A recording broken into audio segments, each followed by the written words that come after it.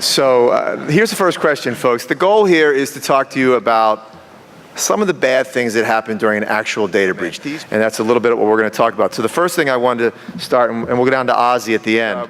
What's one thing you don't want to see, one fact, one situation in a data breach scenario? Sure. So I can think of one where the company was trying to be penny wise and pound foolish, very, very foolish, actually. They decided to, this is a large organization, they decided to, first of all, deny that a breach ever happened. So out of the gate, they said, look, it's going to worry people. Let's just say actually did not happen. Which, who thinks of that? But they did. So of course, it became quite obvious that something had happened and it was going to be problematic for the people affected.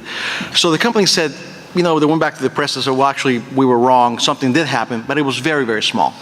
Don't worry about it. Maybe a couple hundred people, no big deal. Well, more stuff started coming up, and people kept asking very tough questions, to which their company responded, again, back in front of the press, well, actually, we did have a breach, and it was about 10 million people. but it's, it's fine. Following that, then of course, outside counsel came in, they set up a notification, and they thought, it's a lot of notifications. Why don't we just take the 4 pages we have and put them into 2 pages? That way we can save a lot of money on paper. So they made the letter very, very hard to read, which obviously prompted a lot of phone calls to the call center. But they thought, who's going to call? They can't read the letter, right? So it blew up their call center. And they said, you know what? It's going to pass. Don't worry about it. It's going to pass. Let's not staff up until maybe it gets worse. Well, it got significantly worse. Eventually, they staffed up. And to finalize this, comedy of errors, they thought, you know what, we should probably offer some kind of credit monitoring product. People are getting very upset. And within that 2-page letter, they actually put the information in there.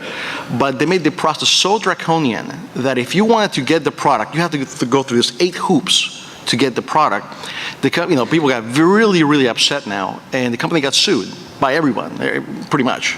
And of course, they asked me, what went wrong? I'm thinking, do you really got to ask the question?